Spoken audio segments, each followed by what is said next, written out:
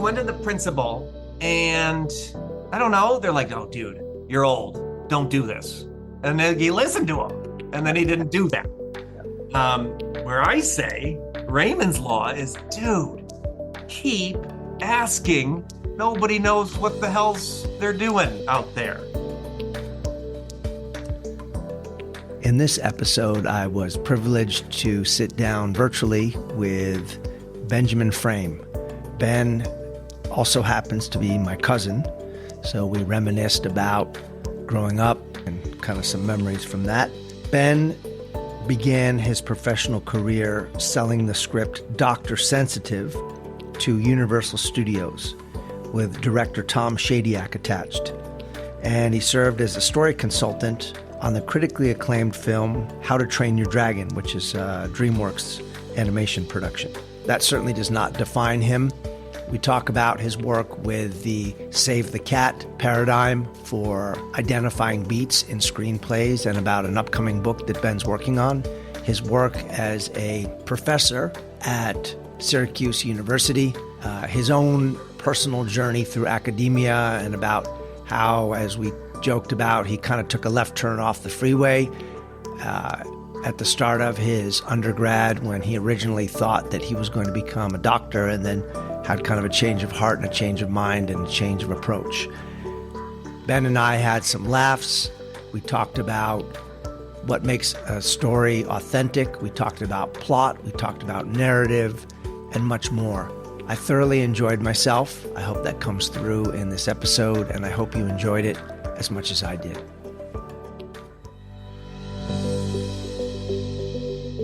Welcome to the Superintendent's Hangout, where we discuss topics in education, charter schools, life in general, and not necessarily in that order. I'm your host, Dr. Sharetta. Come on in and hang out.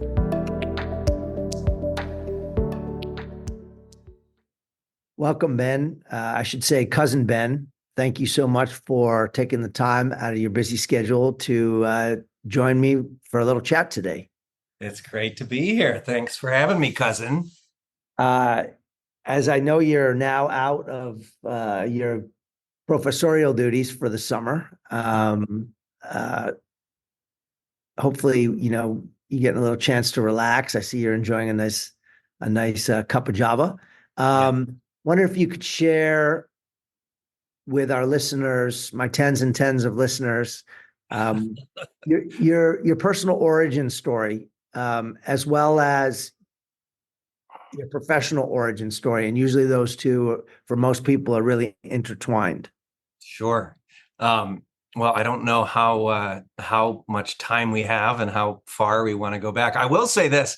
Growing up, you guys were like, I think you guys were just old enough. It was like, you guys were like the cool cousins that we would go visit. And it was like, it was amazing. What would we do? We would do Thanksgiving and summer. And just like, I have the fondest memories of kicking around Spring Valley and doing that kind of stuff. So I actually just got back from I played golf with my buddy Charlie yesterday, and I drove by the Spring Valley exit. So maybe that's where it started. Maybe it started at the pond at Spring Valley. So, the threefold pond. That's right. Is that still there? Yeah, I mean, the last time I checked on Google Earth, it is. That's where I got my lifeguarding career start. That's it. Oh my gosh. So I don't know if there's like a light bulb moment or whatever, but I certainly remember I kind of did it all backwards, and I kind of tell students this. I'm like, don't do it like me. It's all backwards, right? But I didn't, coming out of high school, I think I was like very focused academically and almost to the point of like burning out a little, it was just like, and I had every intention of like wanting to like pursue medicine and do, really, really dig in and do that kind of route. And I remember like in the midst of that, I was part of like the musicals in high school too. And that, as well as sports and like kind of a little bit of everything. And it was like, it was kind of like senior, it was kind of like an end of high school and kind of thinking about what was next, that I felt like I started to have this kind of like secret love affair with with films and comedy, especially. I think like I became really into like stand-up comedy, and like I just remember trying to read scripts, and like it was this thing that I had interest in, but I was almost afraid to talk about it, and not because of like pressure, but I think it just wasn't, in upstate New York, it's not like, oh, I'm going to go to LA, like it didn't seem to be kind of an option in some regards. So it was kind of like those two big things of like, oh, no, don't do that. No, just go do this other thing. Go back to science, like that kind of thing. It was kind of this back and forth. And it wasn't until it was like junior year at Cornell where Andrew Mittman, Andrew Mittman, right? Didn't you meet Mittman? Yeah. He's now a producer. He produces he's in Scotland right now doing season 2. He does Wednesday, the show Wednesday. So he's hanging out with Catherine Zeta-Jones right now. Mittman is. Anyway, he was on my floor in college, and he comes in and he sees all these books. Some of them are on my fake background right here. All these secret books I had about kind of from comedian, about comedy and right. And he's like, dude, and at the time I was studying human development, right? And he's like, dude, why don't you take a writing class? And it was, he was studying film at Cornell, right? And so it was literally, he was like, you should do something this summer, So he had recommended this like New York Film Academy class in the city, right in Union Square. And that was between junior and senior year. My parents were nice, like generous and supportive enough to be like, sure, we'll pay for you to live in the city, and you can go take this screenwriting class. And that was kind of like the first stab at that. And it was actually, this was amazing professor. She was from Columbia. I still I'm in contact with her. Her name is Maggie Bruin. And it was like this amazing class. I'm still buddies with a person from that class. And it was just like this really fun and different experience that I hadn't had up until that point. And that was the first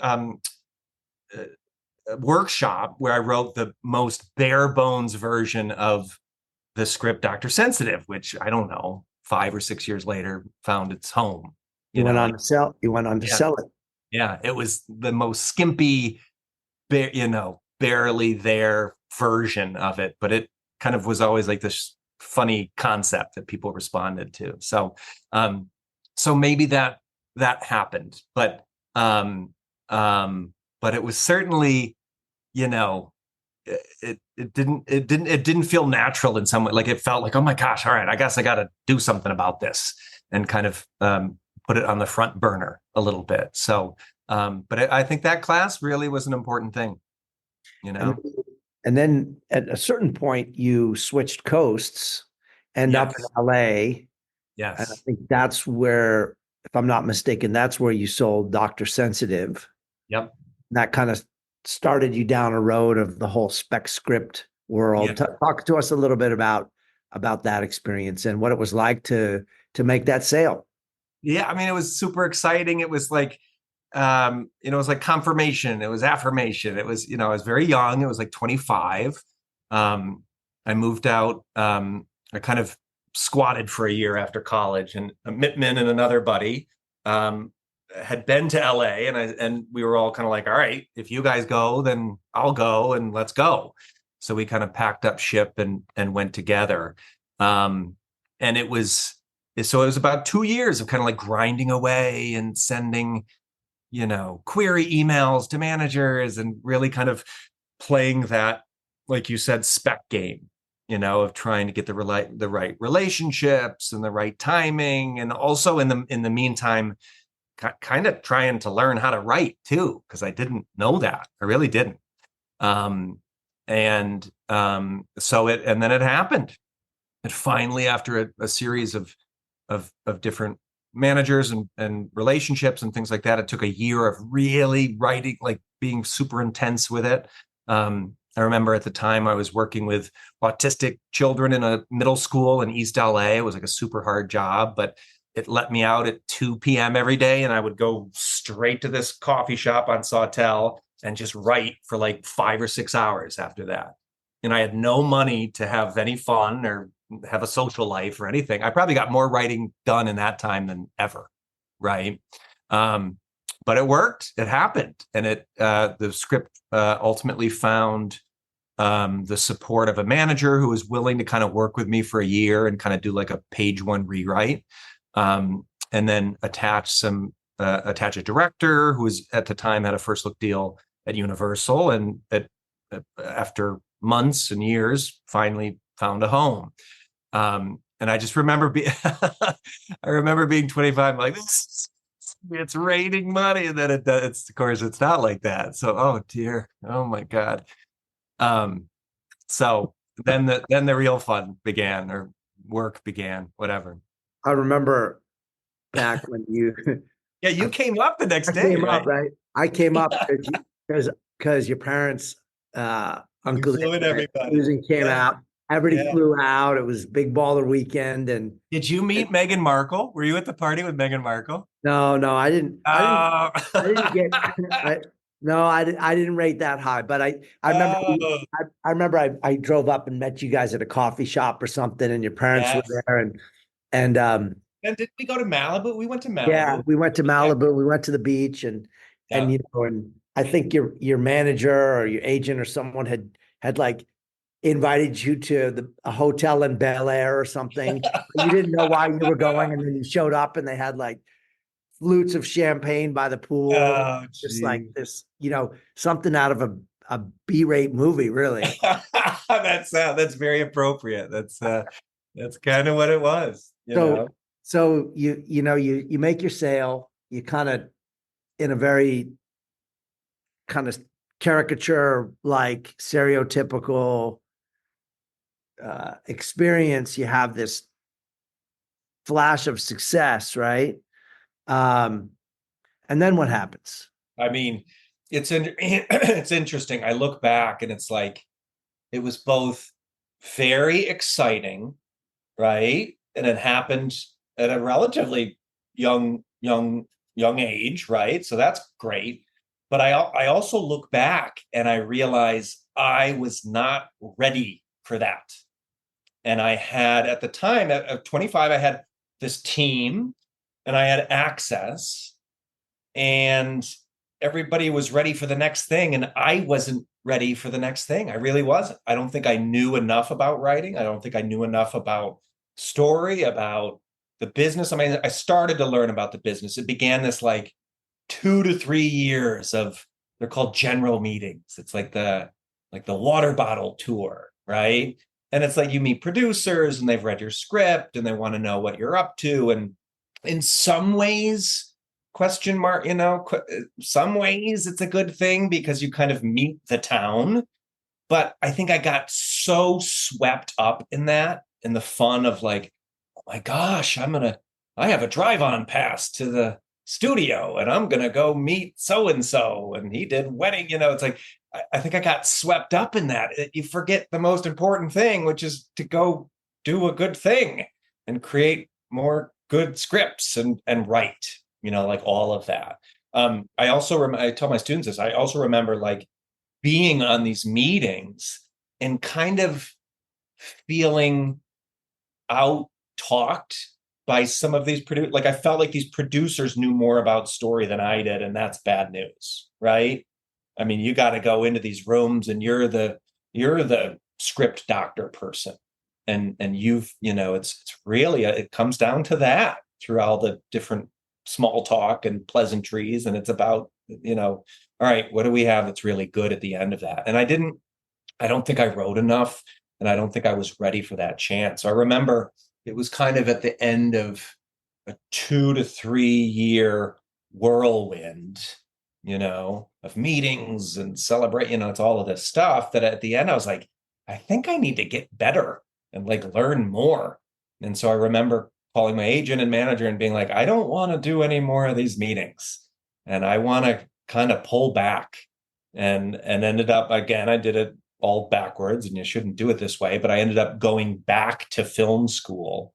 It was maybe like late 20s, at UCLA, which was a really great experience. I kind of had thought about what teaching might look like, and I was like, oh, that would expose you to some things like that. And so there was kind of some hidden agenda, in that, but it was mostly like, I just want to learn more about what this is. And so that was a really important thing. At the time, it might have looked, I think my whole team was like, why are you doing that? Why would you go backwards? But I think, and looking back now, and especially with my own teaching stuff, it was important. It was important to do that. Yeah. Sometimes we have to move against the current, right. Right. To advance in the end. Mm-hmm. Or as the 90s hip hop song would say, you got to get up to get down. I like that.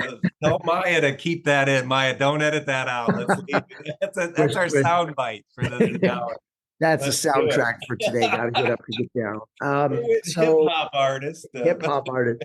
So then eventually, you end up moving back east, and it brings you to your present position at Syracuse. Can you talk to us about how that came about and how you blend scholarship with love of story, mentoring young writers, but then also making sure that people understand what the business is really about? Because as an aside, full disclosure, there was a time when I thought I was going to be a screenwriter, and you go to these weekend intensives, you pay money you don't have, you do these 2 and 3 minute pitch round cycles, and it became evident to me only after the fact that there was no intention of having any scripts go anywhere. It was literally you'd pay, the low level people would come in on the weekend and sit and hear all these pitches. They're all hungover, and then most of the scripts probably end up in the trash. Actually, they don't even get the scripts from you, and then they have the low level assistants cold call the list back before there was email and say, hey, so you attended this thing. We really want you to send your script to us. And then that was then to keep you coming back for the next time they have a workshop, right? So that there's a lot of Hollywood is the promise that never gets fulfilled. How do you blend teaching about story, legitimately love of story, with the reality of the profession? Well, I think to begin with, I'm just incredibly honest with my students. And I tell them that I have both a love and a hate of the business. It's for real. I really do. And I've had some tremendous moments and tremendous relationships, and I've got to have really cool experiences. And then there's just been some awful things where I don't know if you got lied to, or this deal didn't go through, or somebody wasn't being on. It's just there's some yuckiness out there, and I think there's kind of like the business, and then this thing under it that it's like the industry of like how to break in, and to do all that kind of stuff. And I think you definitely have to be careful with that stuff. The best thing you can do is build a really nice house. Some writer told me that. No, I had this writer Zoom into my class, and he said, he had this great quote. I still share it.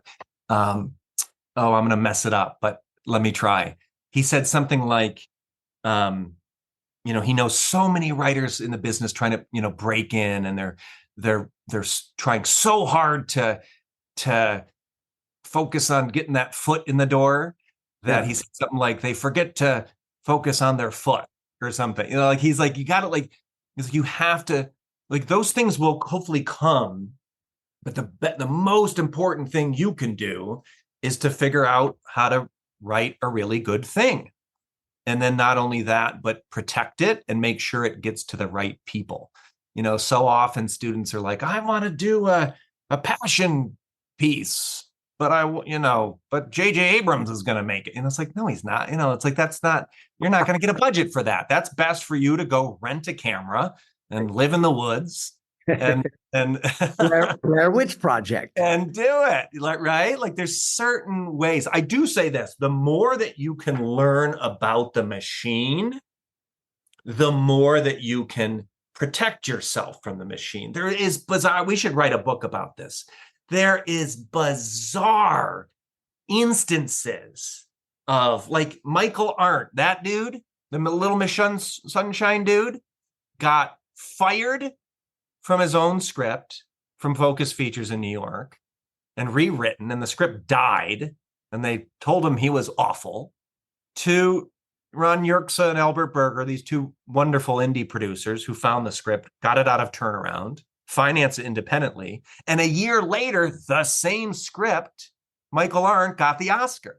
Yeah. So he got fired and told he was an awful person, and then he got Oscar gold. Yeah. I mean, come on.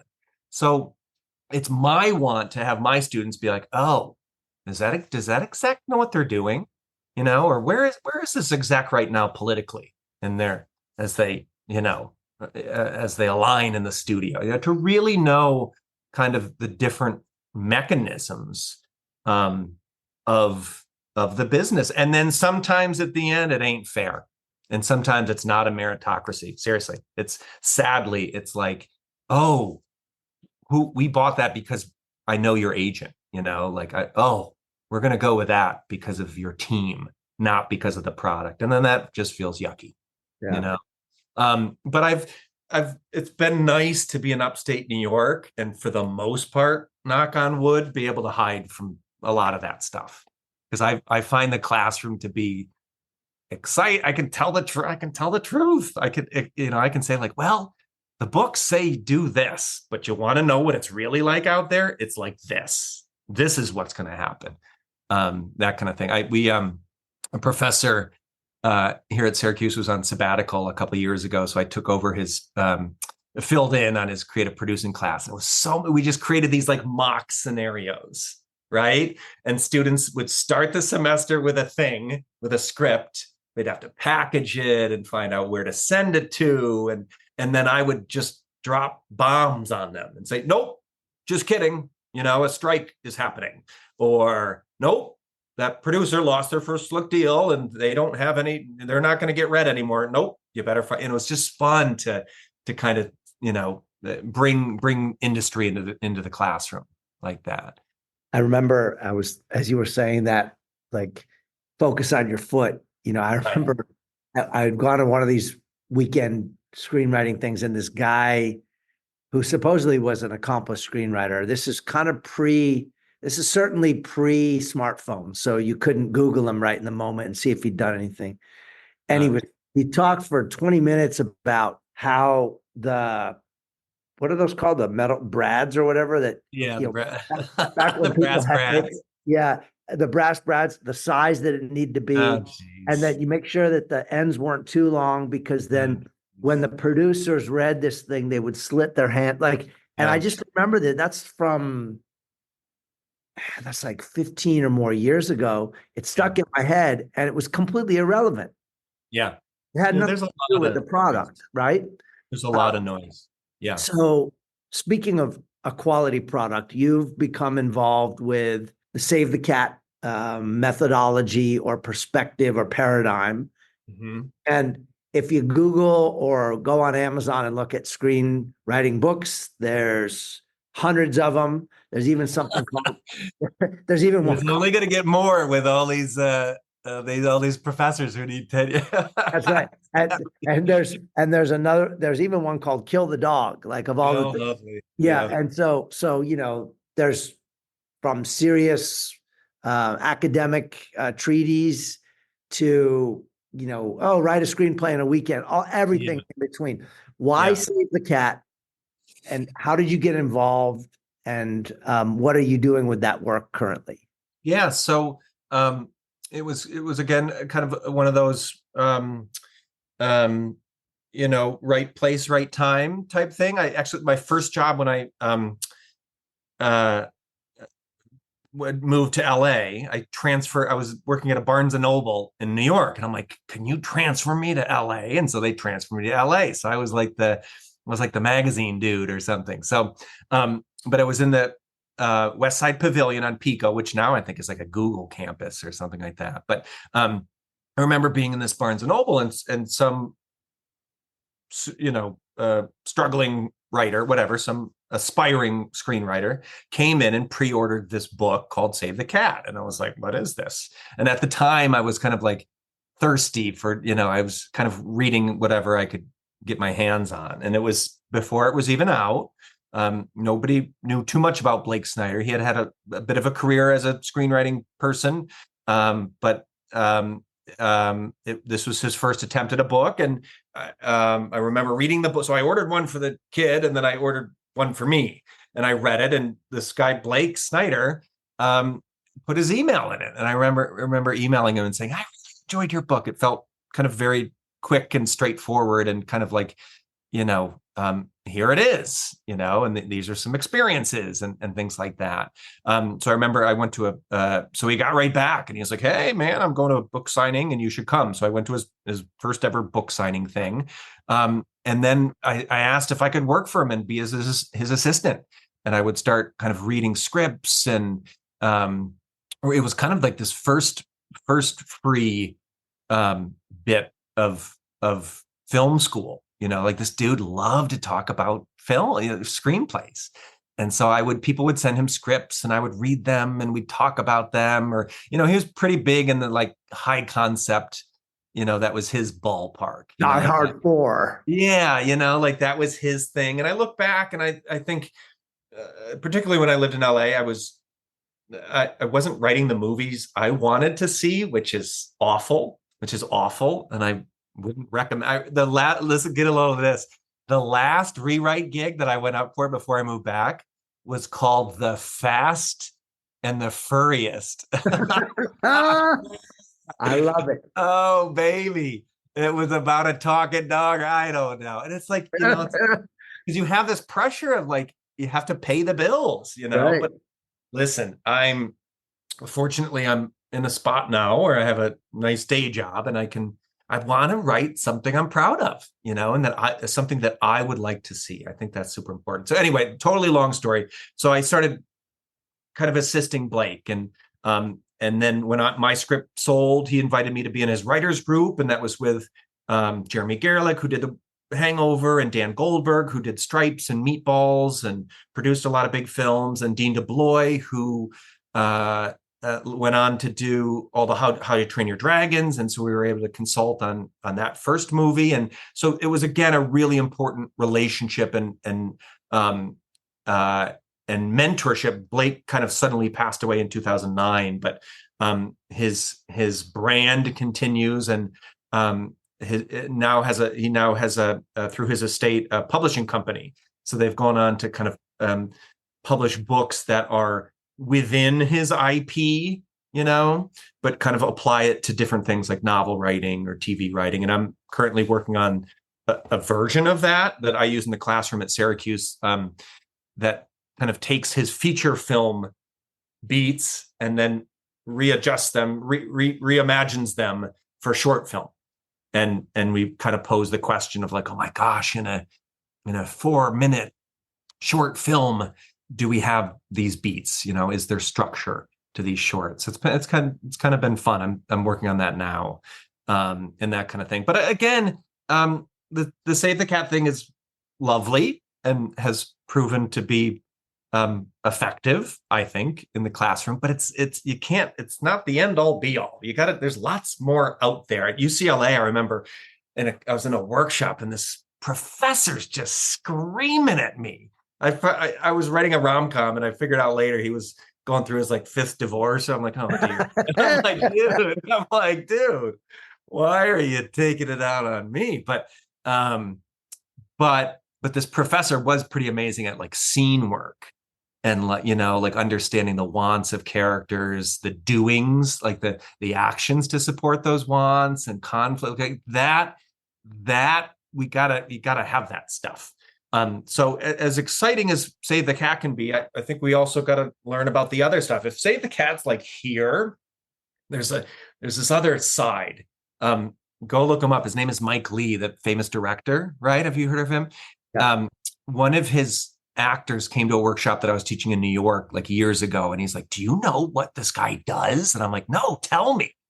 And Mike Lee, the director guy, he had like a school in London or something.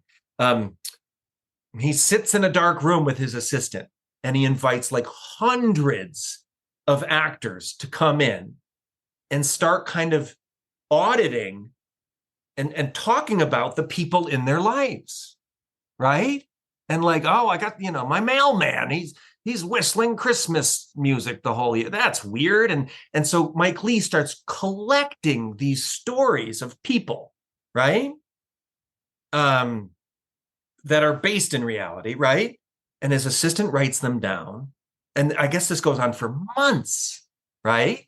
And then he starts plucking different characters and invites these actors back. But he says, "Oh, Dave, I want you to come as your mailman. You're the guy who whistles Christmas music. Come on, you're going to come do a scene." And he starts creating situation and context, and they start improvising. And through these improvisational games, he starts to create narrative. I mean, dude, that is I'm not that smart, but that is as raw, right, character driven as possible. Like, that's amazing. So I think we've got to like maybe be aware of all these things and start picking, picking kind of where you want to be, where your process is, where your voice is in any of that. Right. Yeah. And I think it's also the fact that multiple truths can live at the same time. Sure. And multiple approaches. It's a little bit like baseball players. You and I are baseball fans, and you hear about some hitters who, that as soon as they're done with their at bat, they go into the clubhouse to analyze it, and they looking at all the data and everything. Then you see another guy and he's hitting like 380. Like, what are you doing? He goes, I just hit the ball. I see the ball. I hit the ball. Dude, it's so true. And I try to hit it where there's no one else. It's so true. And it's like, there are these purists. One of my students this semester won this like alumni trip, or I don't know, something at Syracuse. So they got to go meet the screenwriter Eric Roth in LA, right? He's the guy that did Forrest Gump and Munich, and like, he's just an amazing writer, right? And he doesn't believe in structures, but like, he's very minimal with that. But if you look at his history, he's studied the whole stuff. Right. He studied it for a year, and then you kind of throw it out the window. So I think I do remember being in film school and a writer saying like, good scripts and good stories are written with our big muscles, right? The feeling muscles and the gut muscles, and not, we're not sitting there and being like, oh, is this scene thematic enough? Am I on page 12? And there's really interesting examples of this. I was watching I think it's like a HBO documentary or something. Like, they were interviewing Arthur Miller. Yeah. And he like built himself a shed in his backyard and like hid away for 2 days and wrote Death of a Salesman. And he was going to bed at night, and he's like, he didn't have a voice because he was yelling the lines, and he was like crying. And I'm like, dude, that's hardcore. Like, it was it was an emotional experience, right? Well, it's like Stephen King, right. One of my favorite books on writing, right? Writing. And, he talks about, they were living in a trailer, and he's like, he goes into the washing machine room or laundry room, and he's got a piece of wood across his lap and and I think he was also definitely chemically influenced at that time. Like, there's whole books that he wrote he didn't even remember. Yeah, like, and it's like, this Arthur Miller. He's like, I finished this thing, and he's like, I didn't quite know what it was about. The critics had to tell me what it was. And he's like, oh, okay, that sounds good. The industrial age. Oh, okay. So I think, but I also think you have to learn certain things to forget certain things, right? And if you hand in a script that's 200 and blah, blah, blah pages, or doesn't have correct formatting, it won't get read, even if it's, really brilliant. So, yeah. I think it's a little bit like you learn, you learn all the rules, you learn to comply with them, and then you learn which ones you can violate when and to what degree, Right. and what feels right and what doesn't, and so and then when you watch a movie that feels too formulaic, Yeah. you can tell. You can tell. You can tell. You can tell. Yeah. Or that I have this thing where it's kind of fun. I make my students watch an awful movie, right? So like we'll watch The Purge or something. Anaconda. It's like the lowest Rotten Tomato, Yeah. And then I'm like, well, it's easy to say boo-hoo and that was dumb. It's easy to do that, but it's kind of hard to actually, using story language, articulate why it's broken and how you can fix it. And students will do that. It's amazing how, dude, they get it, man. Or sometimes it's just the smallest thing of like, I don't buy that relationship. That marriage didn't, like, what are they doing? And so often I have this theory, and I can't prove anything, but I think that like bad writing happens when we start honoring writer's objective or executive objective before the character objective. Then you're compromising character, right? So if you if I said something that you wanted me to say on this podcast right now, it might not feel natural, right? It might violate character, right? If I'm like, oh, maybe we should like commercial there, it's a coffee brought to you by Folgers. Dr. Sharetta's, Diet Cola podcast, but you'll see that. I mean, you're watching a film and it feels like, almost like the character is talking to the audience, right? And they just hit a plot. They're talking the plot, like, oh, where is the bad guy? We better kill him before it's going to be over, I always joke around that when a show or a movie requires too many cell phones and text messages, that's because someone's like, oh, that's an easy way to convey that these two characters don't get along. Sure. Hey. Sure. But the exciting part would be if a character like couldn't find their exactly and they flipped a shit. Are we allowed to swear? They flipped their shit and it revealed character. Then it's like, yeah, man. Some of the best lines are like, if you ask me, noises. Like, it's the writer is secure enough that they don't have to say something flowery at that time, right? They're allowed to just be like afraid. One of the interesting things that I've become aware of, even doing this podcast, is that seeing the written transcripts of conversations, because the platforms we use will do an AI transcription instantly, and then you read it. And you look at so you listen to, I'll often listen to the episodes when I go for a run or when I'm at the gym prior to publishing. And then I'll look at the written transcript and I'll go, yeah, we have a lot of incomplete sentences. Yeah. and there's nothing in this that flows smoothly. Oh, sure. But I don't remember it that way. And we just sat and had a 1 hour engaging conversation, because so much of the communication is contextual, body language, sounds, Oh, big time. Yeah. I think Marlon Brando, that the big knock against him, which was probably the greatest strength, was he never read the script. Right. And he never knew his lines, and he just said whatever he wanted. Yeah. And half the time he just make noises. Well, I remember, totally random, we're talking about Brando, but I don't know where, but I remember him saying that like he thought everyone was an actor, and he's like, you act, obviously. He's like, you're acting all day long. Like your boss walks in and you have to pretend that you like them and to not be insecure, and like it's kind of true. It's very interesting. So but that kind of, there's a little bit of a segue here. I'm not completely jumping around, but I think in all of this, what I get most excited about is when you can use the principles of like film stuff or scene work and apply them to real life. To me, that's exciting. Like, I remember studying films in film school and trying just simply understanding what the character wants, what that other character wants, is there conflict? And then it sounds basic, but I never thought of it this way, understanding what those characters are doing to represent their wants, right? Well, guess what? You can use that on a date. You can use that in a job interview.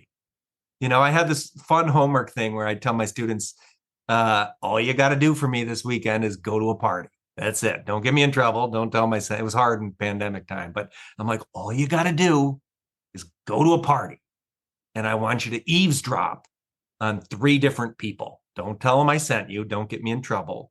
Don't interact with them, but just listen to them. And do they really love Jersey by the punch bowl? Are we really talking about Jersey for 10 minutes, or am I in love with you? And I bet the way that my shoulders are pointing or how my voice inflects or whatever, like and these students bring it back and they're like, I think they're going to break up. Yeah. And I'm like, why? Like, dude, that is the most fun. I remember my favorite class in high school was taught. She's still at Cornell. Her name is Dr. Cindy Hazan, and she teaches a bonding class. It's almost like a TED talk, She grew it from 30 people to now 700. It's the most requested class by non-majors, non-psychology majors at Cornell. Look her up. Cindy Hazan. And she wrote a chapter about going to parties, and she could figure out what couples were going to break up. And she would study body language. Yeah. What did she say? Something like, if you're with your partner and you're like in a circle of friends and one person throws a joke and the whole group laughs, but the other person, she's like, uh-oh, that's not Dunsky. Is that like, and I remember, I'm like, oh my God, to me, don't quote me on this. Maybe my Ty will have to edit this out. But to me, that is more exciting than movies. There, I said it. That is more exciting than movies for me. So there used to be the newspaper still exists, called the San Diego Reader. It's a free community newspaper. And I think mostly now it's ads for pot dispensaries. But they used to have this little mini column, and it was called Overheard in San Diego. Oh, interesting. And whoever wrote it they would say, Pacific Beach, Friday night, 7 p.m. And these 2 people would be talking, and and I used to love it because you would just read a snippet or 2 and you'd go, yeah, what? What is this? Like, it's not what they're saying. It's everything that's underneath it. Yes. And it's so, subtext is what an interesting thing, right? Yeah. And what an exciting thing, that we can play with. That's why I think you're exhausted at the end of a day. Nothing bad happened. Nobody threatened, no one wanted to punch your lights out, but you're exhausted. I think you've just had some bad subtext the whole day. It's like you're absorbing some of these things.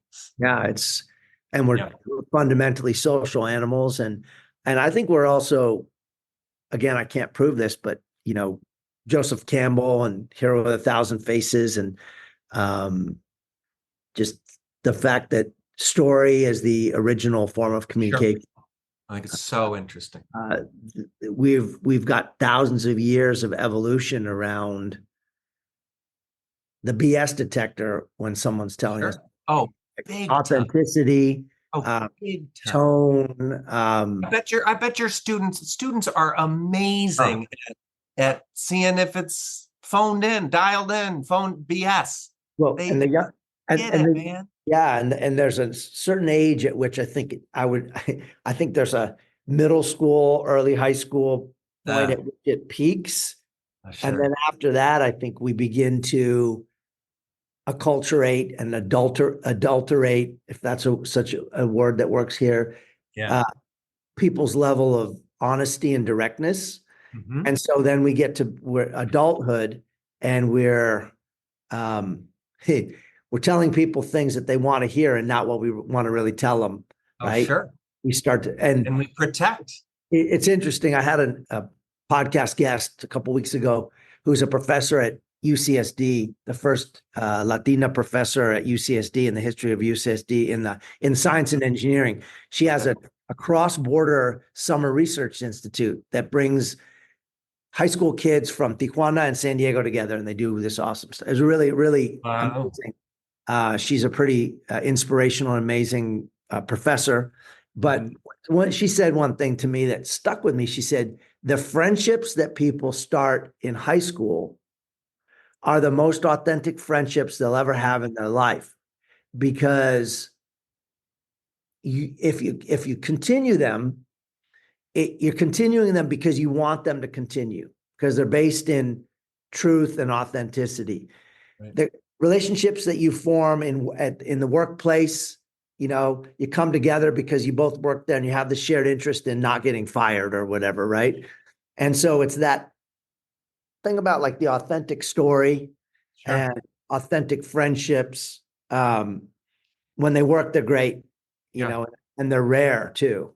Yeah. So It's it's real. very I mean, interesting. that's exciting. Yeah. Let's write a screenwriting book where the end goal is to not sell a screenplay. How about That would that? be that would be fantastic. The And anti we're just gonna start with that. like the goal here is that this screenplay is going to just be on your computer and in Yeah. a No, box in the garage. it's an emotional or an exercise, Yeah. because it's real to me. That is, and that's what I kind of think. That's what I want in my students. I'm like, I don't want all my students to join the circus and go Yeah. ahead. If they want to, then hey, Want to. They're you can do that, man. But like, what's more exciting is like, dude, the next interview, Yep. why do you think that boss keeps drinking his coffee Yep. mid-sentence? Why is he doing that?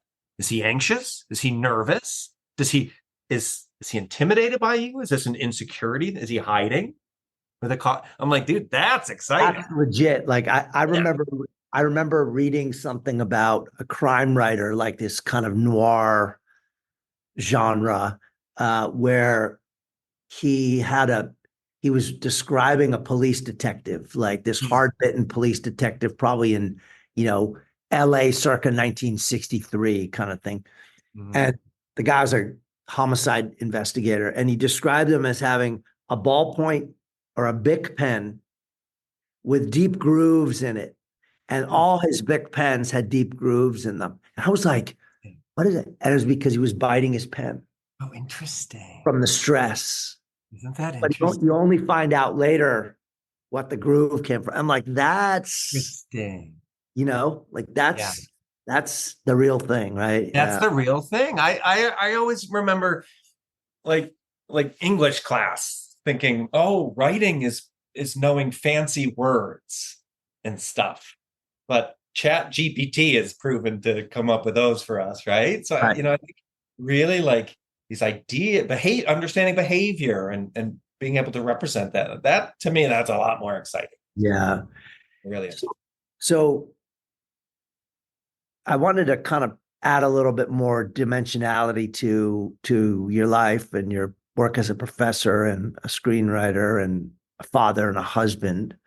Um, how do you create and protect the creative mental space that you need for your professorial work as well as your screenwriting, while also creating and protecting the heart space that you need for your husband and father roles, and Mm. still do it all with a smile on your face? How do you do that? Lots of coffee. No, I don't know. I probably don't do it well. I don't know. Um, I think I do know this. Um, I can be a little. My wife will laugh when she hears this. I can be a little obsessive at times. Um, and and to me, writing, I have to obsess about it. Sadly, So it's very hard for me to be like, oh, ding, time to do 5 pages, and oh, turn it off and go to class. And Right. I like to kind of go all in or go all out. Mm. And same with lecture. Like I really like to disappear and just bounce around and try to have as much fun, like that kind of thing. So I have I'm supposed to be writing all the time. I'm not, but luckily I'm pretty fortunate to have the kind of calendar of higher ed on my side, you know. And so, you know, summers can be really nice times, and a month long break at Christmas time, like those times can be used to really dive in and try to disappear in something. I haven't built a shed in my backyard that I can go disappear in, but how amazing that there's still the guy wrote um Crazy Stupid Love, Dan Fogelman. He went to he rented a cabin in Joshua Tree and he turned off his phone for 2 weeks. I mean, dude, how amazing would that be? But it's not in the cards right now. So but I think it's just finding that time and then um allowing myself to obsess, and being like, dude, I can't do both. Yeah. And it can affect, like, sometimes if I write right before a lecture, I'm not present. I'm like, dude, don't do that. Don't do that. So I don't know. Maybe you're kind of always triaging things and being like, all right, what do I need to be right now? What's a good place to be? And I think it's also the beauty of being away from it for the right amount of time, not too much time. I also think you can, quote, write and not be on a keyboard. Seriously. Right. I think we're writing, right? Aren't we writing? We're talking. I don't know. AI's recording this. My tie is transcribing. My daughter's going to transcribe it. But no, the hour-long drive that I sit in quiet from Ithaca to Syracuse too, that's nice for me, man. I like that. Sometimes you get writing done that way, things like that. So, but it's far from perfect, and maybe it's always adjusting and always changing,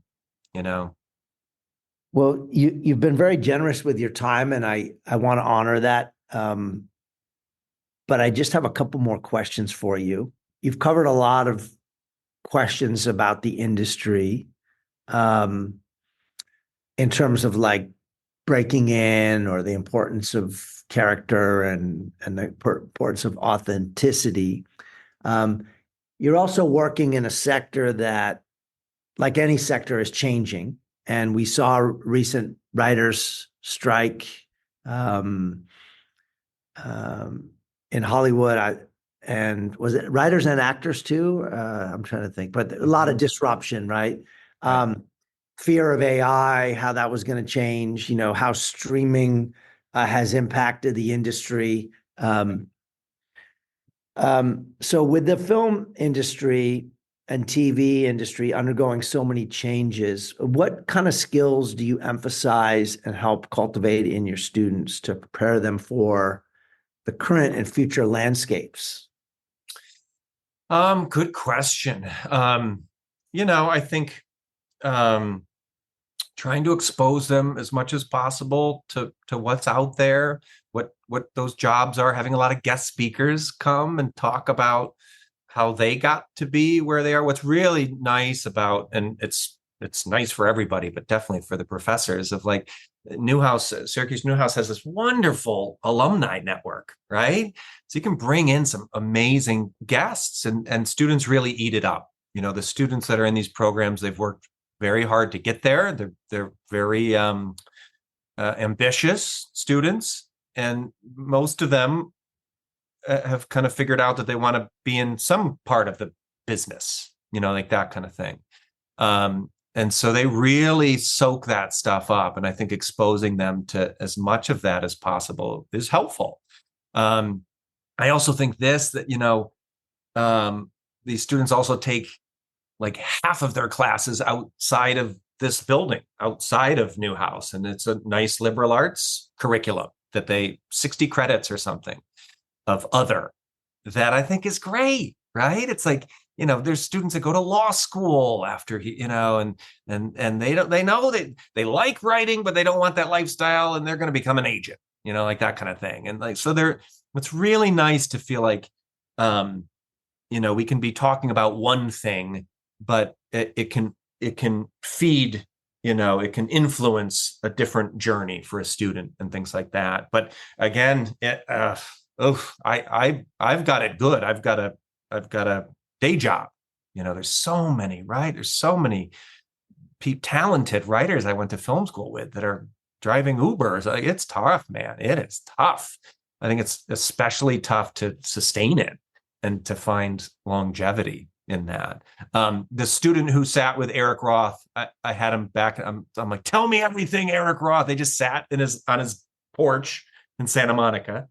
And Eric Roth was like, I don't know, man. I think it's 50% being good and then 50% luck, or like he's kind of very candid and that he was fortunate to find a lot of opportunities and things like that. So, but yes, I mean, I remember visiting you during the 2008 writer's strike. Yeah. And that was when like the blockbusters were going bye-bye, and it was a lot of the figuring out the back end residuals, right, with streaming. So good thing they did that. It's really interesting. I was listening to a conversation recently with Reed Hastings, the CEO and founder of Netflix. And isn't he a Bowdoin guy or something? He's a Bowdoin guy. Yeah. Bear. Oh yeah. Bears. He's a few years older than I am. Oh yeah. And significantly more successful than I am. But he smart guy, visionary, big supporter of education, big supporter of charter schools, interesting guy. But he was talking about, and I think he talks about in his book, about at some point when Netflix was still mailing the DVDs. Do you remember those days? Sure.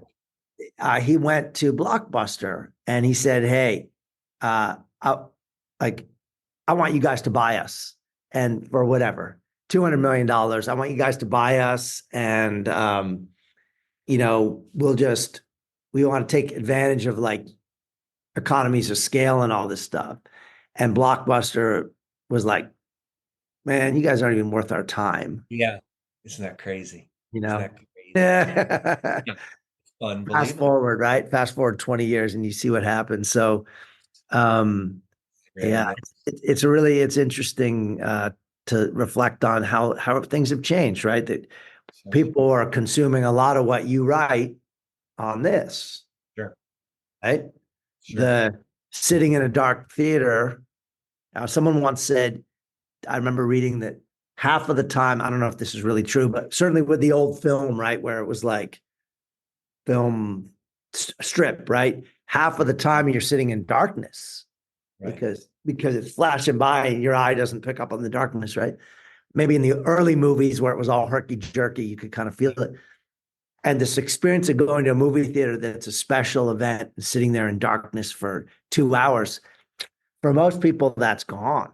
Yeah.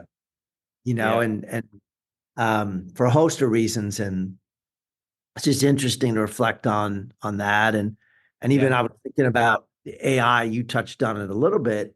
I use AI all the time in my work, but if I ask AI to come up with questions to interview you, and it would probably go to IMDb, it's going to find some information about you, but then it's going to ask really generic questions. Mm-hmm. It'll ask sufficient questions, but it's not going to ask nuanced, thoughtful questions.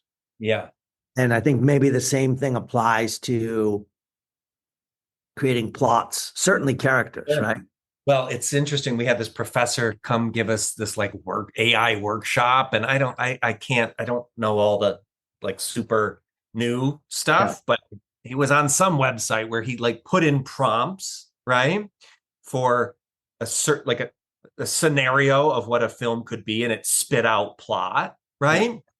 And it was the most, talk about Save the Cat and like, those like obvious choices. Not that Save the Cat has to do that, but if perhaps if we misinterpret it could end up there, right? Well, this AI spit out the most Formula.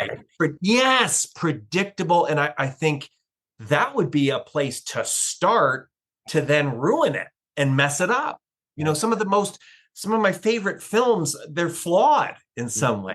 They're like, it's their imperfections that were like, ooh, that was kind of interesting, and like I don't know, we can't prove it, but I just think we're going to be caring even more about voice, and because a computer is just going to be able to spit out anything, right? And I think we're going to continue to value the imperfections and the like uniqueness of voice like that. That's where it's at, man. Right. I think it does.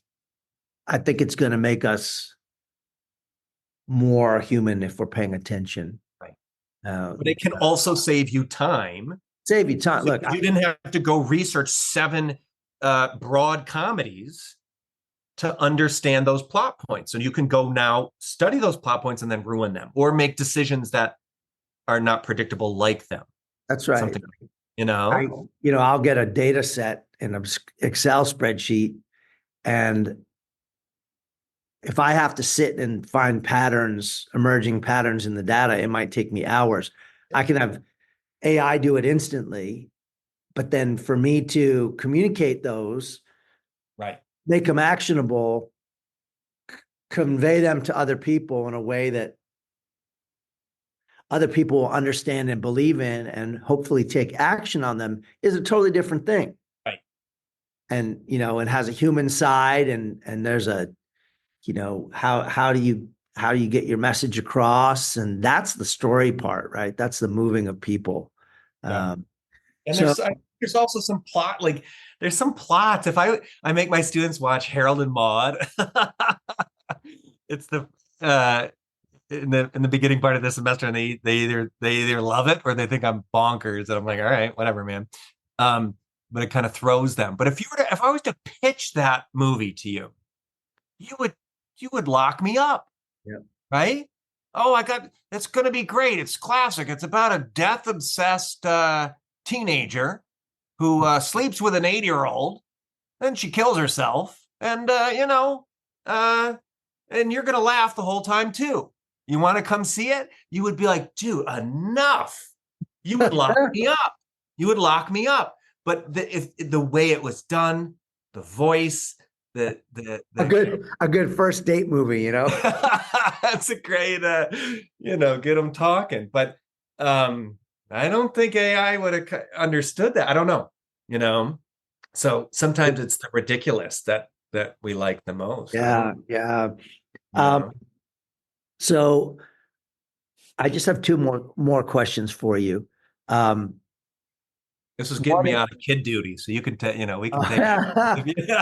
Let me fill up another coffee. Yeah, you're like, yeah, let's roll. They're starting to come home. So, all right.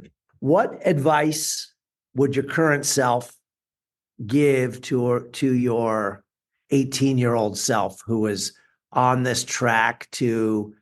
I remember you were like full on dedicated nerd, ready to go.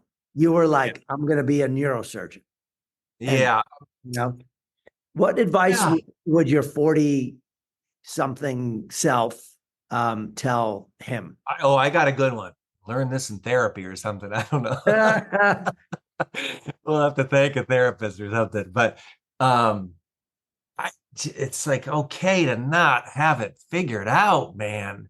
I think that is such an unfair question that I remember hearing a lot of as a end of high school and what are you going to do? What are you doing? What are you doing? What's your thing? What's it like? How do you know if you haven't been in the real world?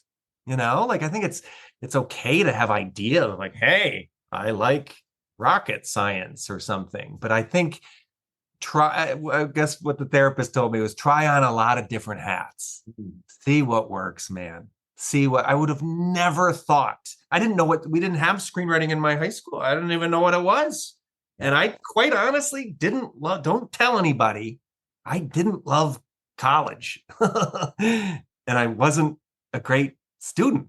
And now I quite College enjoy it professor. in a different role. Like, don't tell, this isn't going to go anywhere, right? Just kidding. No, Um, I mean, but like, no, I mean, you I know, think like that I think that I just I don't know. I think high schoolers should be like, their response should be, I'm very smart. I'll let you know in 10 years after I experience X, Y, and Z. I don't know. Something like that, you yeah, know? the the whole piece about living up or down, depending on how you want to look at it, to other people's expectations Mm, of mm, what we think, especially when we're young, other people are expecting us to do, right? mm, Um, mm, I've had some of that in my life as well, right? mm, I think, oh, I'm expected to do this and this and mm, this. Then eventually you get there. It's a little bit like the greyhound chasing the mechanical rabbit. mm, No, they dedicate their whole lives to chasing the mechanical rabbit, but it's a little known fact that when they actually catch it, then they have to be retired from the race because the illusion is gone. mm. It's not Sure. what it's a steel bolt with a colored rag tied around Yeah. it. It's not a rabbit, Yeah. and so I think it's inspiring for me to speak with you because you at an early age pivoted from that. You took a left turn off the freeway Yeah. instead of the right exit. It was a hard left. It was a hard left. I know you went through some times. I remember you had this one apartment that was like uh, it was like about 5 feet from the 405 freeway, and oh, I'm dude. exaggerating. Oh, To dude. it was like the fumes from the cars were coming They in your built window. there's now a sound wall there. They Yeah, built a sound wall. yeah. Yeah. I remember. I was like, wow, wow. Oh, And so dude. you've gone through that, and but it's beautiful because you can now convey that to your students and to your own children too, right? Like Yeah. the struggle is the I'm telling my struggle. kids to be dentists, though. I'm like, dude, just come on, fix those teeth, baby.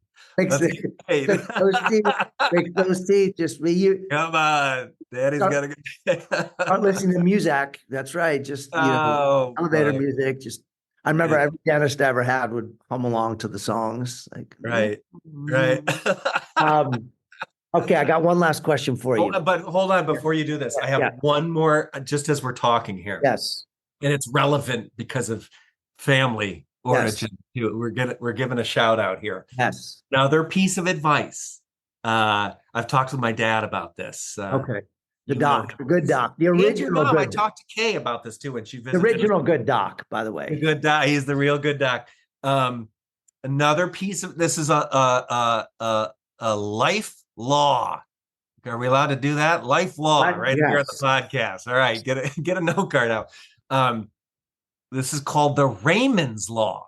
Seriously, uh, uh, named after our grandpa Oh, I got to Raymond. write this down. All I'm right, write this down. 3 years Write this old. I've down. never heard this. I don't know. I don't know how the story goes, but Never my spend dad said. never spend a penny that you don't have. No, I think. Well, I'm only hearing this from my dad, the good doc, but Yeah. he said something like, and we called him Bumpa, Bumpa. right? Raymond is Bumpa. Um, but he was, I don't know, post-war, I don't know, something. He wanted to be a teacher, right? And he was like a little older or something. And It's I think 36. yeah, okay, whatever. He went to the principal and I don't know, they're like, oh, dude, you're old. Don't do this. And then he listened to him. And then he didn't do that.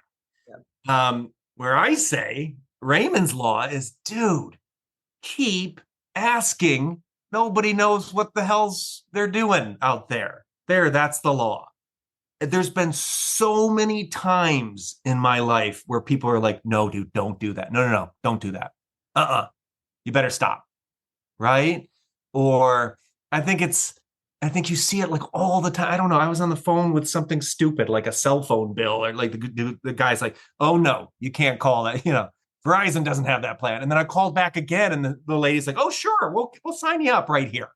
Like I feel like by keep asking, but you keep asking and putting it out there, then sometimes things find a way. You don't know how many rejection letters I have gotten Right. from screenplays. I had a professor at UCLA look me in the eye and say, "You don't look like a writer. You look more like an agent. You shouldn't do this. You better stop." You know? And Moneyball, right? yeah, Moneyball. You saw Moneyball, right? Sure. Yeah. Yeah. Hey, he looks like a ball player, and Right. he's got an attractive girl. Exactly. Oh That yeah, shows exactly. confidence. Meanwhile, Exactly. he's batting $152, and And he's dude, if you listen to those people, you're done, man. I saw it in higher ed too when I had to climb up kind of as an adjunct and stuff like that. Lots of Raymond laws. So anyway, wow. there's my I don't know if that makes any sense, That but does. That's great. Uh, you know, a side story about the Bumpa name, real quick. yeah.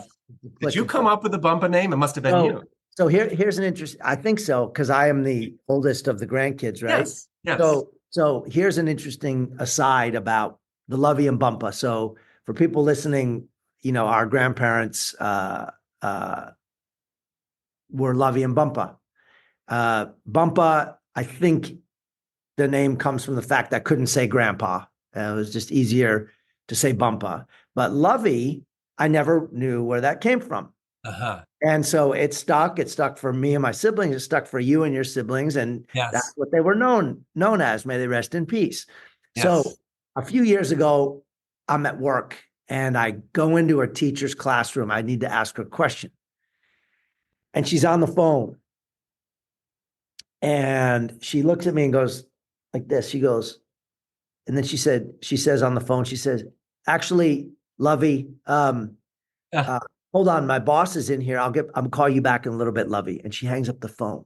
Interesting. And I go, "Oh my God. What?" Wow. I said, "I got to ask you." It's clearly not our grandmother, because she was not, unless she was having a call with the other world, right? Right. What? So I go, "I got to ask you." And she goes, "Well, my mom is British. Okay. And in England, they say they at least in that generation used to say love, lovey, love, love as like a term of endearment." Interesting. And so for some percentage of grandparents in interacting with their grandkids, that was like the first words that they heard. And so that's how her mom became Lovey. And I'm thinking, we moved to England when I was learning to speak. Oh, interesting.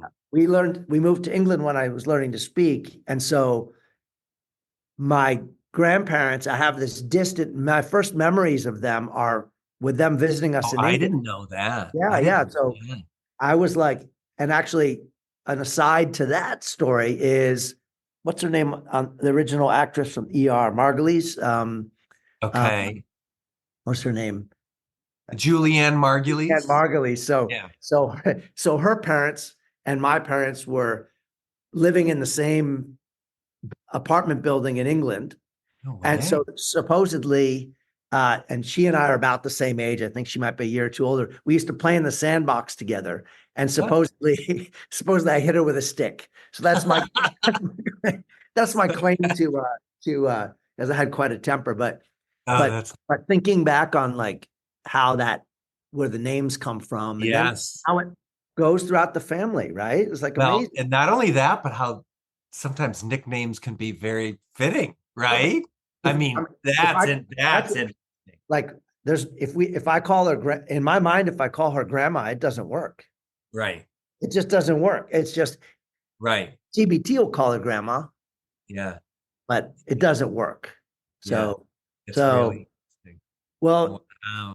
Yeah. So, but I just wanted to thank you again, Ben, for your time, your generosity. We got to do this again sometime. This is great. I told you my 7-year-old keeps, I don't know why. He keeps talking about San Diego. He's like, "I got to go to San Diego." You guys got to come out. Then I asked him, I'm like, "What is it about San Diego?" And he's like, "I think I meant Santiago." Well, I'm like, all my, right, my San daughter, Diego. my daughter was in Santiago not too long ago. So Oh, that's very also, similar to San yeah, Diego. yes, San Diego. Different. But it's But funny. anyway, we'll get it. Well, let's, We'll we'll have find to time. connect again, and I've got to also speak with the two doctors in your family. Uh, Yes. get them on here too. And I know everybody's Yes. busy and doing the thing, but it's been a real pleasure having you on. Great. And I wish you all the best in your work. I look forward to reading your book when you finish it. And anything we didn't even get into like future projects, but maybe that's a second podcast episode. So I just Great. want to thank you so much. Be awesome. All right. Well, thanks for having me, and let's talk soon. All right. We'll talk to you soon. Okay. All right. Take care, Dave. Thank you for listening to the Superintendent's Hangout. You can follow me on Twitter at DVS1970. Please be sure to share this show with friends and family on social media and in the real world. Thank you to Brad Bacayal for editing and production assistance, and to Tina Royster for scheduling and logistics. Thanks for hanging out, and have a great day.